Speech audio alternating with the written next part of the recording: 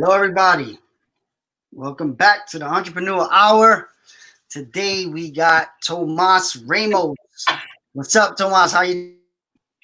What is up? I am doing well. I cannot complain, given the circumstances. For sure. So we'll get into what's going on right now. But I like to start the show by talking about how I met the person that's on, which is always interesting. With you, we had an interesting. We met because you were trying to bring technology into the NYCHA centers around New York City or in the Bronx specifically. And somehow we connected at an event or something like that. Somebody told me what you were doing. We met. I was like, oh my God, that's amazing. Maybe we could partner with Meta Bronx. And then, we all go off and do our work. And you went on to do some amazing stuff. But let's get to how we do this, right? So we met. I like people to talk about their background. So I would like you to talk about your background before you became an entrepreneur, and then how you got into entrepreneurship first. And then we'll talk about what you're doing now, which is some amazing stuff. Yeah. So talk to me about your background. Yeah. So I went to Temple University. I studied finance. I graduated from the Fox School of Business. And back then, I really was into investment banking and just the whole corporate investment, private equity field industry, because I wanted to make a lot of money, and that is where you do so. But 2008 happened, the Great Recession, and that's when my eyes just started to open. And I was in the nitty gritty of my capstone courses.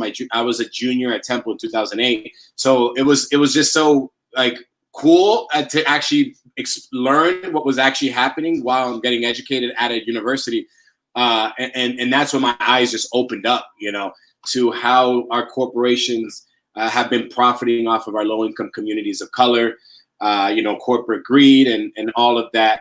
And I kind of got discouraged, in all honesty, to go that route into finance and the investment banking route. So instead, what I did, I traveled the world, and I always tell people that that changed my life completely, because it opened my eyes that there's so much more to this world than just money, and seeing how money it really transforms and changes people sometimes into the negative way.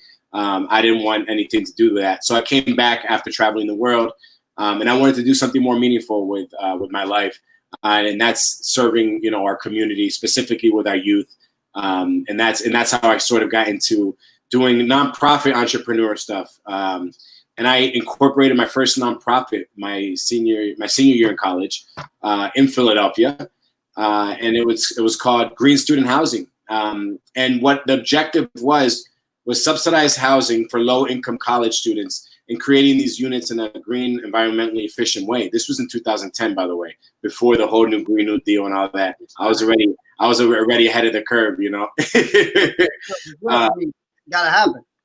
So that my background, my educational background is in business and entrepreneur and finance, but I wanted to do so more in a social impactful way. Social impact investing is a big thing now, but I wanted to go the nonprofit route, and that's what I've been doing since. But I've also worked in small businesses, by the way, as well. I ran restaurants. I was managing partner of a small a mom and pop restaurant in Midtown Manhattan. I was actually 24 years old. The other owner was 23, because what happened was he had graduated college, and his father sort of were like, all right, here's your graduation gift. Here's a restaurant that was in extreme debt, amount of debt. And he was like, you get this restaurant out of debt, it's yours. So he challenged his son. And then I got that call, Tomas, I need you to help me run this restaurant. And What's it called? Cafe Nunez on 35th Street, between 7th and 8th. Yeah. Amazing. Great experience. That's great. Yeah. Experience. It was, what was so awesome about it was that was sort of my first job, my first real experience working out of, right out of college. Because like I said, I didn't go the route of going right into banking or anything of those sorts, because I didn't want that. So I was still trying to figure out what I wanted to do with my life. And I had always bartended while I was an undergrad. But it was a challenge, because the restaurant was $500,000 in debt. So it's obviously restaurants are for profit. So I was fresh out of college. So I had all these new, like, all right, we got to do a needs assessment, a community needs assessment. We got to, really start scaling out where our demographic, our target demographic, how are we going to bring in more, people through the door, and then everything, like even just the pricing of specific foods and cocktails, we had to cater to the demographic that we were targeting to. So we're like, all right, well, if we're targeting, working class folk that work at Macy's on 34th Street, well, we got to put the price point for them to actually entice them to come in and then bring more friends, So that was the first taste of actual running my own business at 24 years old in Midtown Manhattan. Yeah, that's good. It was one of those, like, literally we were set up to fail. That's what it was. But we were young, we were ambitious. $100,000. Yeah, $500,000. So we had to get the deal was for him was get the restaurant to positive, and then you can be the owner of it. So I helped him increase business. So within that 13 months that I was there as managing partner, I increased overall sales 150%. Nice. In 13 months. Yes. I have a lot of credit. Give me credit for that. All right. You can understand why this is a valuable conversation, not just because of the entrepreneur hour, but because what Tomas is heading into now towards.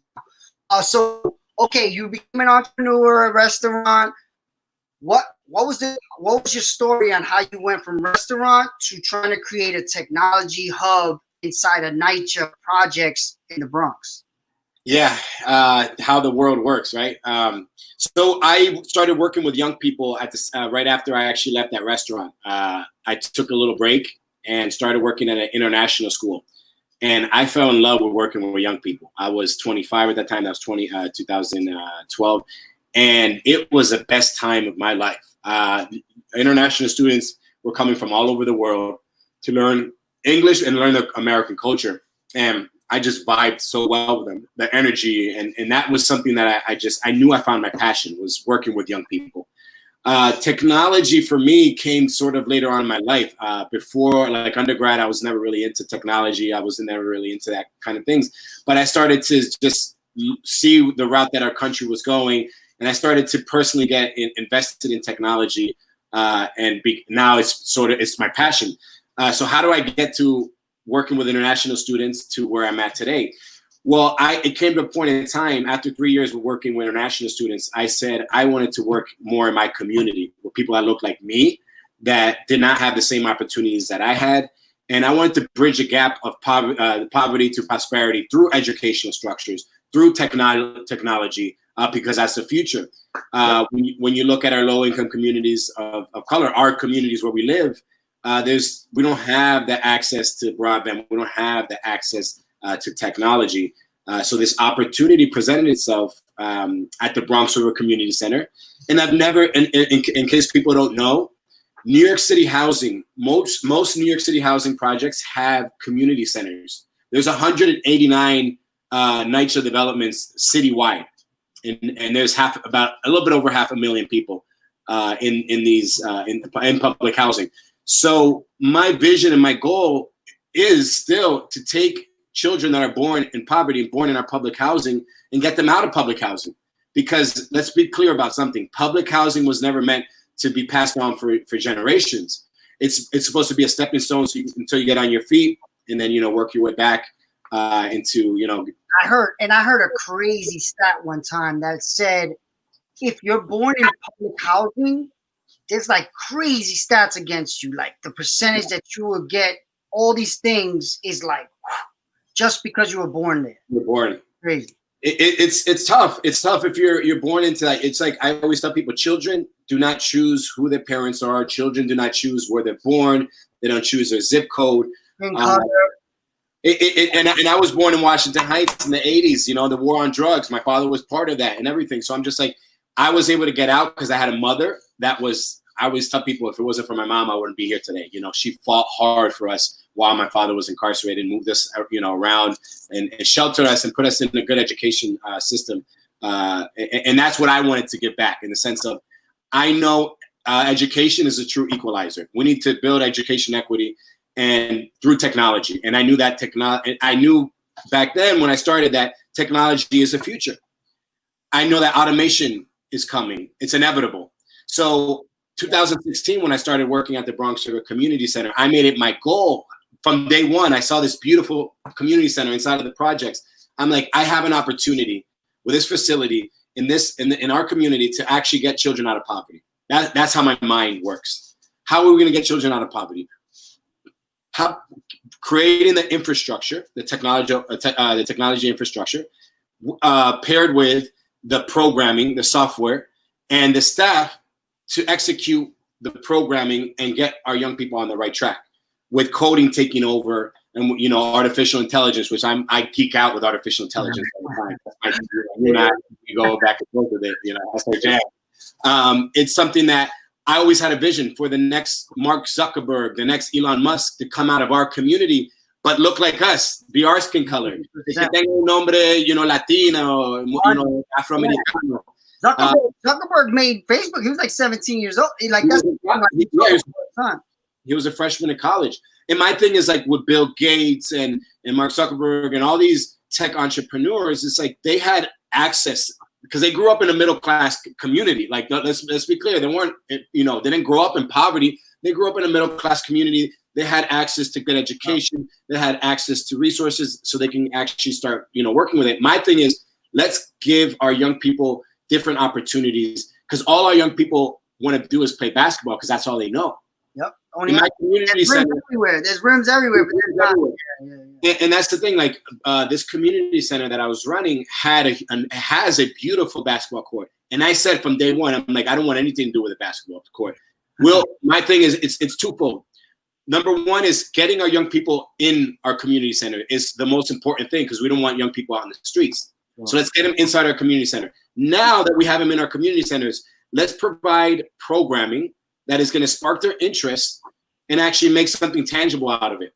Because we can have them like our contractual obligations where we have to meet a certain threshold to have young people in our centers. But my thing is I want to do actual educating in community centers. I consider this a third space of education because our first two traditional spaces at home and at school. If our young people aren't getting educated at home because our parents are either working or are informally, educated themselves, it's going to be hard, And then in our public schools, we already know they're not equipped to service our young people and our families. So how can we bridge that gap? And I look at it through the lens of these community centers, these hubs, a third space of education through tech, through entrepreneurship, financial literacy, all combined into one. And that is what my vision was from day one to present day, where I was able to actually execute that. And to this day, we have those kinds of programs, going on. So your story gets really interesting here because I know it, but I'm not sure if the public knows it. Just by Googling you, I'm pretty sure they'll find it. But so you beat all the odds, get a grant to do this. Tell us what happens after that. So the first off, when I started working at the center, I was very ambitious. I said, I'm going to create a technology center. I'm going to do this. I'm going to do that. Everybody's looking at me like, yo, this guy, he's reality check. I know that look. Trust me. This guy's talking some crazy stuff. Because in reality, the reality is that our community centers haven't had effective and efficient directors with a real vision. And the other part is that they've been let down so much. So people will come in here and say they're going to do this, they're going to say they're going to do that, and they never meet their goals. So they've been, they've been let down so much. So why should they trust me? They don't know me. I wasn't born there. They don't know who I am. And I'm coming in very ambitious with all these goals and my vision. It's sounding like, oh, we're going to make this into Disney World. So they're all looking at me like I'm crazy. But the first 6 months, I came in guns blazing. I came in and I said, this is what we're going to do. Bam, bam, bam. 2017, January 2017, I wrote a grant through the Bronx Borough President's Office. So it's discretionary funds. People don't know what discretionary funds is. This is our taxpayer monies that the politicians are supposed to bring back to our community. I just want to be clear about that. That's your job. So what I did was I wrote a proposal, a grant proposal, so we can get technology into the Bronx River houses. And that's what I did. We were awarded that grant July of 2017. It was awarded, it was released from the Bronx Board discretionary funds into NYCHA, New York City Housing, because NYCHA is the landlord, that they the ones that operate, the facility. So it has to go through NYCHA. How much was it? How much was it? Because the number helped out. Yeah, it was so it was for our site in particular, it was $55,000, which was just enough just to purchase the equipment itself. It didn't include any of the software or any of the the hardware. Yeah, anything like. So my thing was that let me get the hardware first. The actual software, the tech stuff, and then what I was going to do was reach out to private industries and companies so they can invest, and that's where I'm going to talk later about public-private partnerships. So it took July 2017. I thought the funds within 3 or 4 months were going to be released. That's what I thought, because I didn't know how city, state, and federal bureaucracy worked. I was very naive, thinking that the government was, worked efficiently. Yep. And then a roller coaster just started to occur because we had old, outdated computers there, and it was probably like 5 or 6 of them, and we gave those, raffled them out to the high school students that were going into college that didn't have any kind of technology, even though they were older computers. They needed something. In college, you need technology, like you need it. So we raffled it out to the high school students that were going to college and gave them these old computers. So because we thought we were going to get these new computers coming in the fall, and it never happened. So emails were sent out, phone calls happened, and they kept on saying, yeah, in a few months. Long story short, fast forward to 2019 or 2018. I do a press conference. I get all the elected officials involved. We do a press conference. I do a petition. I got over 1,000 people to sign my petition. We did everything we could. We organized the community. We had the press out there. We thought we had it done, that they were going to release the funds the next day. That was not the case. 2019 comes, still not the case. We bring reporters back. We do interviews. Nothing happens. Finally, February. NYCHA have the money and they just didn't release it, or the government didn't release it? No. NYCHA had the money. NYCHA had it. It was sitting there. This is how ineffective our government is. Wow. So it took 3 years. I want to be clear. It took 3 years for NYCHA to release that money. And you all know how tech works. After 3 years, everything's outdated. Yeah. So the original proposal that I had to update and revamp it because everything was outdated by that time. And that's just how the cycle of tech works. So 2020, they finally released the funds and we were able to purchase equipment. I went and picked it up. I rented a U-Haul because I was so excited. I went and picked it up by myself, loaded it in the truck, and brought it back to the community center and set up the equipment. And now we have a technology center in the Bronx River Housing Project. So first, that's amazing. That's an amazing accomplishment. I know it was the hurdles of entrepreneurship, but that you got there, right? Yeah. So now these kids have that opportunity. I talk about all the things you talk about every day here. So anybody who watches this, me and Tomas think very alike on this. So, but tell people now what you ended up doing after seeing this whole inefficiency, and what are you doing now? Yeah, so after I started the petition, did a press conference, got the politicians involved, and that is when something just sparked in my mind, because I had actually incorporated another nonprofit, which is called Oyate Group. It was incorporated 2.5 years ago. Our main agenda was to bring technology centers into all of New York City public housings. Like, that was our goal. We created this organization, this nonprofit, with the goal of bringing tech to the projects and taking children out of poverty through educational structures, technology. And once I saw that it took 3 years to get one of these centers up and running, I'm like, man, by the time that, 10 years from now, we're going to be at, 2 or 3 years. Yeah. We're going to get to a point that we're going to be so far behind that there's no way of for us to catch up when it comes to tech and entrepreneurship in our communities. So that's when things started to spark. I'm like, well, we have to change the system. And I already did everything I can as an educator, as a community organizer and advocate. So that's when I said, well, the only way to make change is to make, systemic change, structural change within the system itself. And that is through, being elected office. Because a lot of our elected officials, and I don't think, in all honesty, I don't think elected officials are bad people. They get there with good intentions and then they get into the system and years in, they're programmed to be politicians. I get it. That's why we need term limits. But it's one of those things that I said, our elected officials do not share the same vision that I have when it comes to tech and entrepreneurship in our communities of color and the future with automation, with artificial intelligence. Like, ain't nobody listen, the only candidate president that was talking about is Andrew Yang. I'm a huge Andrew Yang supporter. Because the reality is we have to be more proactive with this stuff. If we do not start laying down the infrastructure now, we're going to be, and this, Miguel, we're going to be so far behind 10 years from now. There's going to be almost no way to catch up. Like this is our customer's last stands, right? Now, this stuff is being built and we're not even in the game. Like we're not even in the rooms building this stuff. So if our kids don't get trained and have the opportunity, this is what we're doing at Meta Bronx too, we are screwed as a community. Of course, some people like Tomas, me, who have thought that way and gone that way, we can do okay. But what happens to the community? So yeah. And I'm always clear. I identified this from day one when I walked through the doors of these community centers in the project. My mind was like, why haven't we invested money in these centers? This is a third space of education, a non-traditional space.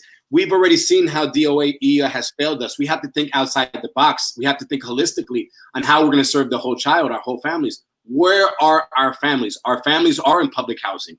Our families come to our community centers. They feel comfortable. When you go to a parent-teacher, conference meetings, parents don't go to that. Let me tell you where parents go. They come to my community centers when we have an art show or we have a play or we have events going on. They come because they feel comfortable because we're from the community. So how can I leverage that and use it in an educational way? And that's when my interest started to spark. That's when my mind started to spark. We can actually make a huge impact in public housing and getting our families out of poverty. That is my main goal through, like I said, through tech, through jobs, and bridge. And then we'll talk about public-private partnerships. And that's my bread and butter. Yeah. So you're running for Congress. You're running for Congress. Why Congress and why now? What's another big thing is, as an entrepreneur dealing with politicians and understanding the political world, entrepreneurship and political running for a campaign is very similar. It's like starting a business in a way, right? And just talk to me about why you're doing it, how you're doing it. Yeah, I specifically started to research on our congressional district and what kind of federal resources were coming back to our district. And this was before the tech center stuff. And that's when I saw who our representative was. And he was a little, he hasn't done much in the last years. So I'm just like, we're not getting the resources back. No one's been advocating for us. So I decided I was going to run a little bit over 2 years ago. Before AOC won, I didn't even know who she was.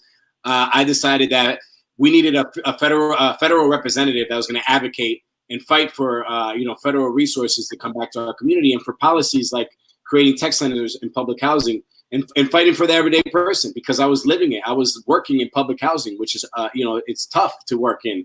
It's tough to live in. I mean, imagine I chose to work in public housing because I know I could effectively make change, and I was there for 4 years. I did work. So Congress was a space that I saw that it needed real representation. We didn't have it. And I decided over 2 years ago I was going to run before it was an open seat. Yeah, wow. Before it was an open seat, before everybody started jumping into it. And I was the first one to actually file and come in the race as well. I'm always clear about that. I'm not running because it's open seat and I'm looking for another job or a stepping stone. I'm looking to create change. That is what I'm looking to do. And that's why I decided to run for Congress, because this district in the Bronx, deserves a representative that understands and has lived those realities and has proven outcomes, because I've done the work in my capacity as an educator in my community. you know. Also, you did something recently that was in the news. Can you talk about what you just did during this COVID pandemic?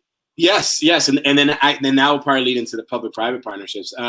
In early March, I identified what COVID-19 was, what it was doing to our communities. Like when it hit Italy, and you started seeing thousands of people just dying. I'm just like, well, it's inevitable that we're gonna get hit.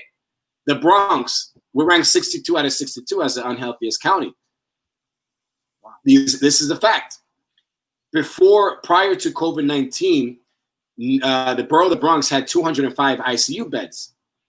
This is intensive care units, 205. There's over 1.4 million people in the borough of the Bronx. Whoa. So we're the unhealthiest county in the state. We have some of the highest asthma rate, and then we have the most people living in public housing. So it was inevitable that our community was going to get hit hard. And what is the most important thing when it came to COVID to saving lives is the ICU beds, the ventilators. That's how you save lives. That's literally the only way you can save a life. Just be clear. So there was only 200 rooms with beds, 205 beds. So they could only serve 205 people at the entire borough between 9 hospitals. It's I didn't know this either, and this is according to the Department of Health. So you can fact check on that website.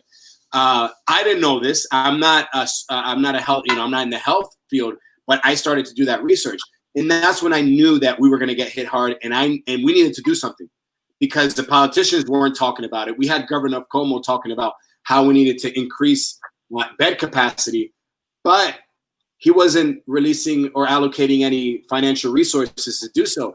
People need to understand that everybody, every company, every nonprofit, hospitals, they go by fiscal year, budgets, So there's no line item where it says pandemic relief. Let's be clear. There's no line item for that. It's like, all right, this is a pandemic relief, a line item for X amount of money that if this hits, we're going to increase ICU beds. It's not there. It's non-existent.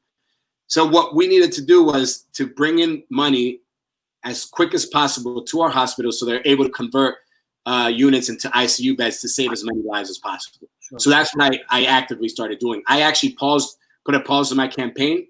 I stopped 100% actively seeking financial contributions for my campaign. And I still to this day have not done an email, a phone call, tweeted. I haven't done anything. I have not asked for a dollar for my campaign. And that tells me, and I always talk about character. Let's talk about character. People want to represent our community, but ask them, what did they do what sacrifices did they take? I didn't care about my campaign at that point. I'm like, I care about saving lives. So I created the Bronx Rising Initiative. And our main goal and agenda was to get private donors, companies, to bring in money to our community, to our hospitals, so we can increase ICU beds and PPE to save lives. That was our goal, early March. March 13th, 2 days prior to Governor Cuomo shutting down New York State, we cut our first check for $100,000 for the Morris Heights Health Center. It's very, very specific because at that point in time, there were only several hundred cases of positive people for COVID-19. There were no deaths at that time, by the way. So we acted. I had the foresight to see what was going to happen, and I was able to secure funding because people need to understand that hospitals, to convert these beds, it takes time. They need to get the financial resources, and they have to order the equipment. That equipment come. Things take time. So we were able to, within 7 days, from March 13th, where the last check was cut, was March 20th. March 20th, there was a total of 152 deaths for the entire state of New York. The entire state of New York confirmed 152. By that time, we had secured $3 million. Nice. Secured already the bank accounts of these hospitals. They're already building these new units. St. Barnabas Hospital took an entire second floor that was office space, converted that into ICU beds. They put an additional 26 beds, which they had 26, so they doubled ICU bed capacity. And by the end of the month of March, they doubled ICU beds at St. Barnabas Hospital. The same thing with Bronx, Lebanon. They actually were able to bring 52 beds. They had 37 already, so they more than doubled the capacity. Wow. So we were able to increase ICU beds by 33% for the entire borough of the Bronx. That is very important. Before March, remember that Apex didn't hit until April, mid-April. So we were able to convert these before the deaths started. I mean, the patients started coming in, being infected. Last month, it must have saved a lot of lives. Last month I got an email from the St. Barnabas Hospital. They released their 500 patient, and that unit that they were able to convert, they're still utilizing it to this day. And the president of St. Barnabas Hospital, he's going to do a little video and for Bronx Rising Initiative and the work that we were able to do for them. Because people need to understand that in the most critical of times, we need people that are going to take action and produce results. And I was able to build a private public partnership where I was able to bring in private money from outside of the district. I want to be clear because people don't do that. The Bronx has not been receiving private funding here ever. You know, we always relied on public funding. And we really need to start bringing, if we really want to uplift our communities, we got to start building those partnerships where they're investing in our communities the right way. So we were able to convert those and get that going. So that's what I did with Bronx Rising Initiative. That was our main goal, was to save lives. And we were able to do so and effectively and turn those units into ICU beds. And then we said, well, why don't we continue doing this work? Because our community is going to need help. Listen, this is going to be a long time until we're up to a decent, standard. So we decided to continue doing the work. And phase 2, we were able to secure $100,000 for Bronx organizations that were already serving food, like food pantries. And our main goal was to increase capacity. So if an organization is serving 200 people in the community daily, we wanted to support them with a financial contribution so they're able to double the capacity to serve more people and hire more people as well. So what are we doing? We're bringing in more jobs. We're serving more families and stimulating our economy by helping our nonprofits, with financial resources. And we were organizing and partnering up with small businesses as well, small, restaurant owners. So they will help provide the food. So the small business would get money from what the nonprofits will be paying them for. So it's just like it's ecosystem, right? Ecosystem stimulating our economy and our communities. And we're still going, and you and I have spoken about our next phases, what I'm looking to do when it comes to virtual, learning and things like that. And that's something that moving forward, regardless after the outcomes of this race, I already had this set up. Like we're already going to do the work, and it's going to continue, moving forward. So that's the work I've done with.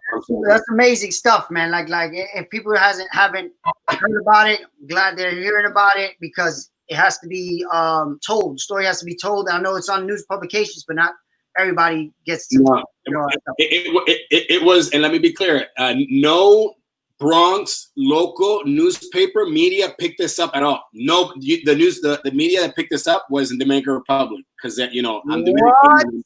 But no, not one reporter, not one journalist, not one news media. Nobody picked this up in the Bronx, in the city at all. It's not reported. There's one local Columbia University journalist that picked this up and did a digital. College. But nobody in the Bronx till this day. I've already brought in over $3.1 million, and obviously with a bed capacity, nobody covered this. So people don't know what I did.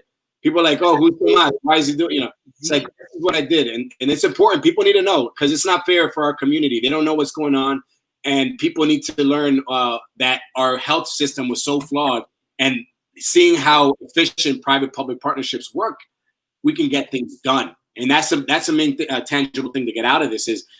Waiting for the government, it took me 3 years to get that grant. Remember, 3 years, and then now with a pandemic, they failed us. Our government has not been working efficiently and effectively. So that those internal systems, need to change because we're seeing firsthand how it's not working for us. It affects everything and everybody. Yeah. So like no doubt. So all right. So as a person who's running for Congress, a lot of times. People don't get to conversate with you until you're in office, right? So I'm luckily able to do this. So as an entrepreneur, I know very few people who run have actually done entrepreneurship, and this is the entrepreneur hour. what kind of what are you running on in the entrepreneur space? Like, what is your your key points of what your campaign is going to be about? So everything for me, everything comes back to education. Everything, entrepreneurship is education, educating in a different, in a different way. Everything we have to really look at education in a holistic way. How are we going to fundamentally change our education system, invest in technology and entrepreneurship? I look at investing in NYCHA public housing, community centers, creating tech centers, trade schools in a holistic manner where we're providing financial literacy, we're providing civic engagement, we're providing entrepreneurship, business, because what happens right now with our young people in our communities is they'll graduate high school and they don't know how, they don't even know how to balance a check. They don't know how to balance a checkbook. They never teach them about money in school at all. At all. The two most important things as an adult is your finances and your civic, and understanding as a normal person in society, your civics, what it is.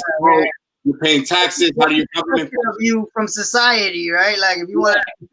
So why do our low income communities of color do not get that? Because when we look at our upper middle class communities, they have private tutors. They have their parents that teach them. So they have those access to resources where they're able to get taught financial literacy, civic engagement, and understanding how our government, our economics works. We do not have that luxury. So in Congress, I'll be fighting for policies where we're bringing in for specific tech center funding for public housing specifically, because these centers used to be funded by the federal government, by the way.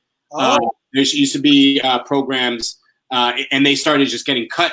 How long ago did they get cut? Head Start. Head Start was a federal program that they started defunding over a decade ago. I was in Head Start. I grew up in the projects, but my parents grew up in Harlem, so they brought me there, and that's where I did kindergarten in Head Start. So yeah, so those programs have been getting cut. So when we look at something like Head Start, where we're investing in public housing and education, we have to look at it now in the 21st century tech way, where let's do a Head Start, but let's do it in an entrepreneur tech way where we're teaching these essential curriculum that they're not getting taught in schools. So I'm going to go back to the third space of education until we fix our public school system, which is going to take a long time. That's a whole thing in itself. I'm realistic about stuff. I really am. Sure. Basically, all right, fixing NYCHA and that opportunity for the young people. What about business owners? Because part of what I like to, especially with this show, is I want to get more entrepreneurs to understand the connection of politics and business and start being more engaged, like you're saying, It's one of those things that we have to start coalition building and bringing all the stakeholders to the table, because a lot of our community, we operate in silos, and you know this. If you're in nonprofits, there's some nonprofits that do great work, but they operate in their own little, area, in their own little sector of the Bronx, and they don't talk to anybody else. We don't talk to each other, and we operate off of the deficit mentality where we think we're competing with each other. Yes, just the whole crap in the barrel situation, and then it's a few things, because I have a nonprofit too, just like you. There's this, you have to maintain and survive. So while you're surviving, it's hard to outreach and try to figure out how to work together. So there's a lot of that. And then there's a lot of, I don't want to compete for grant money with that organization because then I don't get it and we're screwed. So, it's tough. So what's going with that? And the nonprofit that I worked at 99% of our funding was from government funding. And I told my executive director, I'm like, this is not a sustainable model. And when I look at nonprofits, I look at how are we going to create a sustainable model where it's self-sufficient, where we don't have to rely on the government 100% of the time. So, I look at a perfect equation where it's like, 33% government funding, 33%, foundation, and then 33 corporate, where we have a mix. But also we have to have our own for-profit business within our nonprofit that anything we have generating income goes right back into our nonprofit, and we can basically do what we want with it. So that's where my finance and my business entrepreneurial mindset comes in. 100%. Nonprofit. The only difference, and you know this, the only difference between nonprofits and for-profits is that our main agenda isn't to make profit. So we could make profit, but it has to go back into our organization. The profit is reinvested pretty much. A nonprofit, and that's the way that we got to start looking at these. That's the way. If we want to have a self-sufficient model of a nonprofit, that's how it should be. Because as we know right now, most nonprofits are struggling, and they're going to continue to struggle because they rely on government funding. I had a conversation yesterday, a few days ago, where there's organizations that are already looking at trying to support and maintain these nonprofits over the next 2 years, because they believe this is going to be where we are for 2 years. Not saying stuck in quarantine, but nonprofits are going to struggle for the next 2 years. Well, when we look at the first things that are cut, is social services are always cut. SYP was cut. That's why you and I have those conversations. Yeah.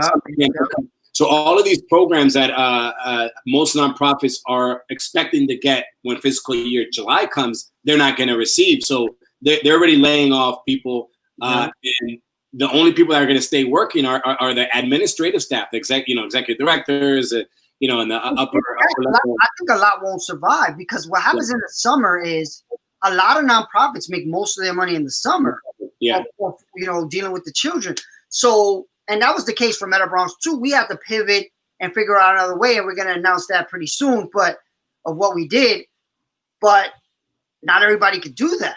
No, and that's the thing. Is like, so the only way that we can move when we're moving forward, what we need to do is build more relationships, partnerships, bring the stakeholders, for-profit, non-profit, small business owners, politicians to the table, because we're all in the same ecosystem.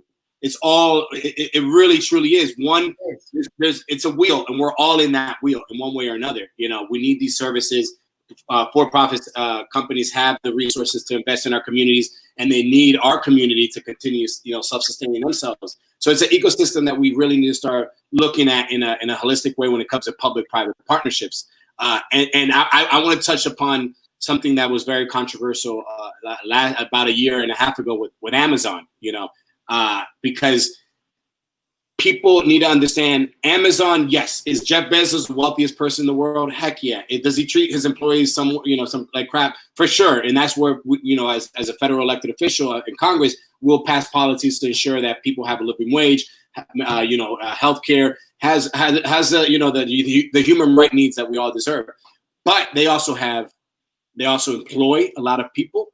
They also have a lot of money, and they can really make a difference in our communities. I told myself years ago, I want the Bronx to be the next tech center of the world. I want this to be the next Silicon Valley of people of color. I want us Latinos and black people out here together, running our own, incubator space, technology hub centers, creating, innovative stuff, and just young people of color geeking out, man. Like that's my vision. We're working on it. Thomas, we got it. We're moving. But it's going to take a while, and we need people like you to get in there and make it happen, because what we're learning now, you learned it very, from the inside, is the system is not set up to help us that much unless more of us are in there, right? So like even AOC got in, she's fighting for us, and I know AOC very, very good. I worked with her. And I'm happy that she's in there. I know she's fighting for the same beliefs I am. And if you got in, you'll be doing the same thing, and there's a lot of people in this race that I believe will do the same. But what we got to get to is we need people to come out and vote, because what happens is these races, how many people are in the district that will vote on Congress? How many people? The population of people? Each congressional district is roughly about 700,000 people, 750,000 people. So I believe the last time I looked, I think it was like 60,000 people vote, not even. Yeah, less than that. I will look, even for this election coming up, no one knows what's going to happen, given the pandemic and all the circumstances. But I don't think more than 30,000 people are going to come out to vote. Think about that. That like even when AOC won, she got most of her votes from Queens. From Queens, yeah. And she brought up new people to vote, and she won by a landslide. But it was more because of Queens came out to vote. Bronx came out to vote more than it ever did, but it's still the number was super low, and that's a problem, and that's why they don't care about us. And I'll tell you why. Because I'm there. I work in the community. Like I'm in the housing projects, and I talk to my community people every day. I go into their apartments. I eat dinner with them, break bread, and I ask them, why don't you all vote? Why are you guys disengaged? And the reason why is because they've been let down so much. Because the reality is, the politicians come around when they're running and they make these promises, and they're not able to deliver, and that's the reality. Yeah. And now that I'm much more understanding of how it works, I know there's systems in place for when you get there, you need more people like you to help you get shit through. Because if it's just you and a bunch of people that don't give a fuck, they're gonna be like, nope, not doing that. And even with Congress, like I'm very pragmatic with things. I'm like, look, this is the reality. Let's be realistic. I have a platform on my website, tomassforcongress.com, which you all can look, with 10 different issues, that I addressed with policy. Am I going to get all 10 different issues and all of my policy within those issues passed in Congress? Heck, no, I won't. I'm not going to lie to you. It's impossible. Nobody can. Nobody has. What we can do is educate our community. We can organize our community, and we can advocate for our community, understanding that these issues that I'm fighting for, I'm not going to get everything passed. This is how it's going to work. I have to work with 434 other members of Congress. The majority of them have to vote yes. And then we got to deal with a Senate that's Republican. So how realistic, the reality of things getting passed right now, it's not going to happen. So that all comes from people not voting. All those things that you said, the reason that they're majority Republicans, people not voting that look like us. Yeah. I'm not saying you got to be a Republican or a Democrat. You be whatever you want to be, but just vote. And then they'll care about you.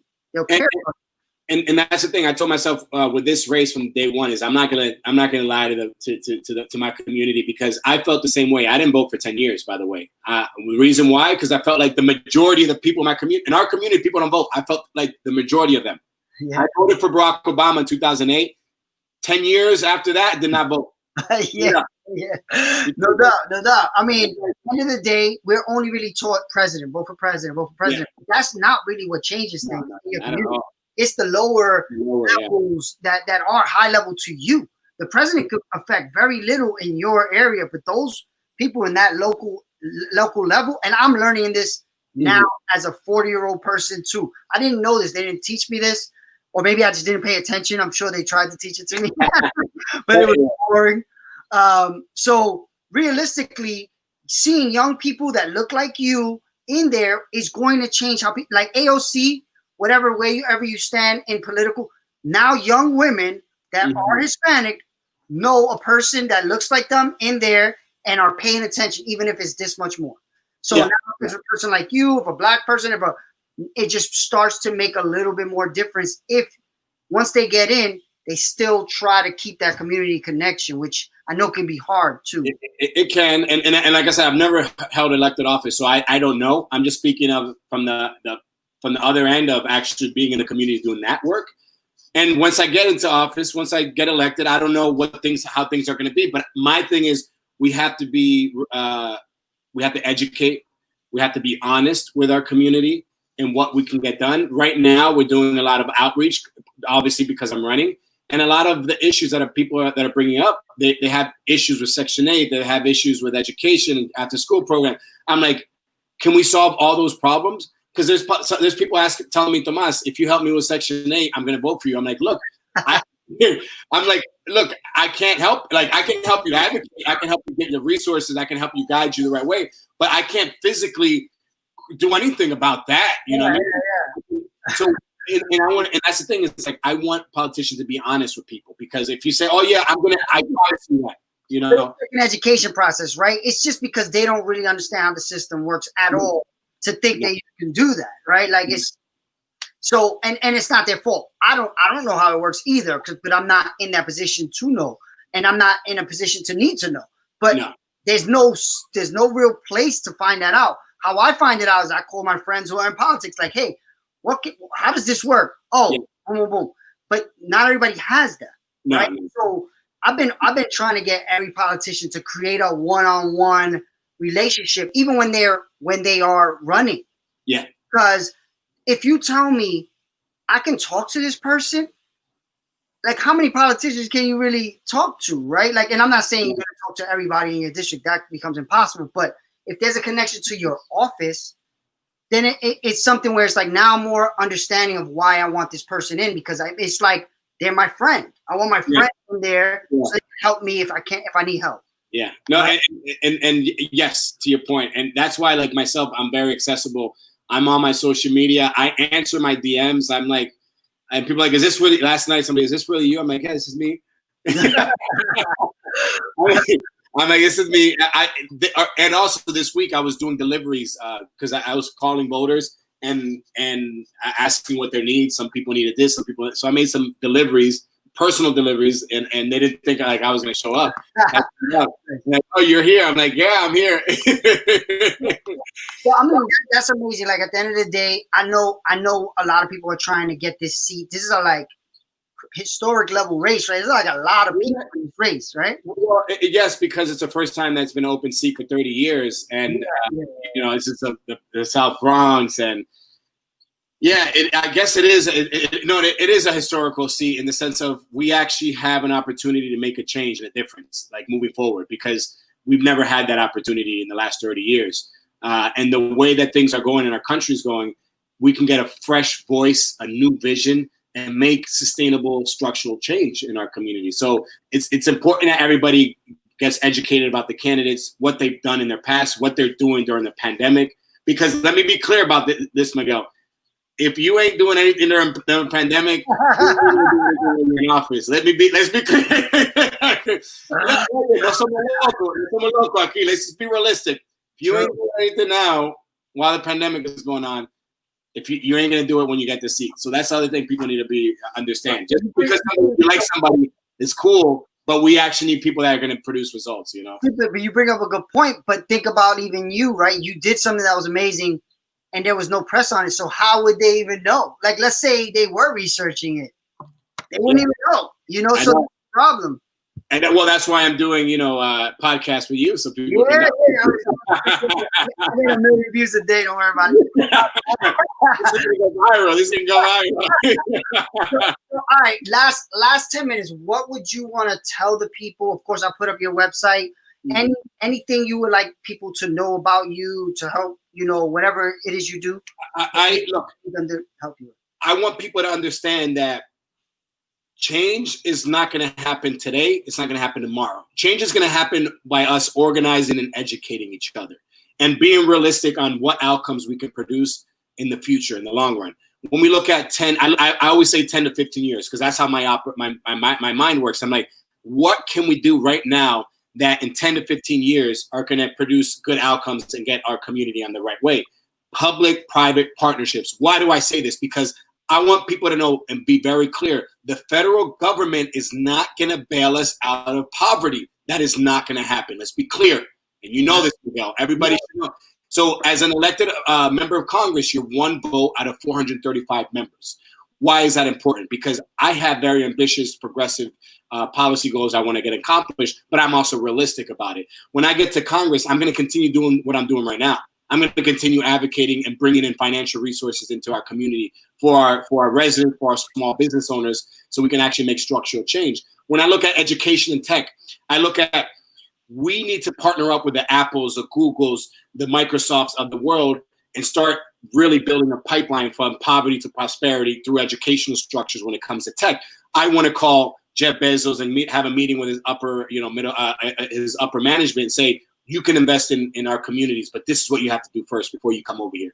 You have to commit to $100 million for community centers in NYCHA developments. That's the first thing. So every single NYCHA development in the Bronx, in my district, is going to have a state-of-the-art tech center. But not only that, they're going to have educators that are going to be educating our communities as well. We're going to have workforce development in these centers. So now we can build that pipeline where young people and adults alike are getting retrained, because I always talk about artificial intelligence taking over. Cab drivers are going to need jobs. Yeah. A lot of the working class people are going to be jobs. So we need to start building workforce development into these tech centers, and trade schools as well. Have these private corporations invest, because if the federal government isn't going to do it, we have to find another solution. And now we're building those partnerships. Why is it important? Because now we have Apple that has invested $100 million, or Amazon that has invested, $100 million to these centers, and now they're invested into our community. So now we can get those young people, those adults alike, and get them on a track so they can actually work for Amazon and earn $150,000, like they were proposing to come into the skill set to get that job. Exactly, and that's a future that I see are we going towards. Like, traditional colleges are going to start phasing in a way like, oh, well, why should we go to college when we have these specific trade school? Because trade schools are going to make a comeback. I'm telling you that right now. Yeah. And also these tech schools and things that are going to be tangible to use in the future when it comes to artificial intelligence. So we really got to invest in that infrastructure, and that is going to create jobs. Because if we're educating people, now people are going to start becoming entrepreneurs, start building up their own little software development companies. That's how things start sparking interest. We're educating and providing these resources. And then now my ultimate goal is to have our young people able to create. I want to have a 21-year-old entrepreneur creating software or algorithms. And now that company becomes, multi-million company. Reinvest in our community. And now they're going to hire people from our community. They're going to hire people from the projects. And now we're building pipelines and we're building an ecosystem, because the only way we're going to progress and build wealth is by building equity. And we have to build entrepreneur equity, education equity, all of these tangible things. And public-private partnerships is the way to do it. I 1,000% agree. I just posted pretty much word for word what you just said on Instagram a few days ago. The only real way to change this is to educate our youth and our not so youth. So they can understand, because like you said, there's a lot of people right now that have jobs that are not going to exist in 10 years. And they're not 10 years away from retiring. No. So if you don't start now looking at that next wave, you're going to get hit by that wave. And that's why I keep on saying we have to be more proactive. Let's not wait 10 years. They're like, oh, let's build this now. Let's build this today. Right now we have the opportunity. 100%. Bank of America just released yesterday, 2 days ago, $1 billion to invest in our community. We can do it. We need the people like myself that have been doing the work and building those private partners. I know how to talk their language. I come from finance. We don't get into the George Floyd stuff, but right now I believe is the best time ever to try to do this, because now all these companies have to say, oh, I'm against this, even though they've known it happened forever. You got to capitalize. Yeah, so we got to go after them and be like, oh, yeah, do you? Yeah. Here's programs that you can fund and really make change, Put your money where your mouth is. 100%. Put your money where your mouth is, because our community needs it. So that's a point and example. Bank of America, $1 billion. That's nothing for them, all right? We can go to Goldman Sachs, get another $1 billion. We get invest, but we need the right people to do it. Who's doing that? Nobody. I'm the only person doing that, and I'm not even an elected official. Let's be clear about something. And the work that I've done has tangible outcomes, So all right, everybody knows TomassForCongress.com. That's your @ on Instagram too, and Twitter and everything. And yeah, check out his site, reach out to him. Good luck. I don't even know how we're voting. I don't even know how it's gonna work, but I just want everybody, regardless who they vote for, go out and vote, so you can get your voices heard. And I just want people to really understand the opportunity we have moving forward. It's a new day in the Bronx. A new day requires a new vision. A new vision requires new leadership. And I'm standing right here with a new vision. I just expressed to everybody that's watching what my plans are when it comes to tech, to entrepreneur, and economic development at large for our communities. And I'm very pragmatic in understanding that the federal government is not going to get us out of poverty. We have to build our own equity. We have to educate ourselves. We got to reinvest our own money in our communities and not spend it elsewhere. We got to build that ecosystem that Miguel and I keep on talking about. So awesome, man. Great interview. Hope good luck. I'm hopeful for you. I understand the way it all works, but definitely, no matter what, you're going to see Tomass more, whether he's in or not. He's going to be around building this system. We're going to make it happen, and we're going to put the pressure on whoever gets in, and hope you get in too, however long it takes, because sometimes it takes a few runnings. Thanks, But yeah, thank you for coming on, and thank you for everything you're doing. Bringing more beds to the Bronx right on time, because you definitely saved some lives. And we'll keep talking, and good luck. Thank you. I appreciate you having me on. All right. Thank you. Have a good day. You too.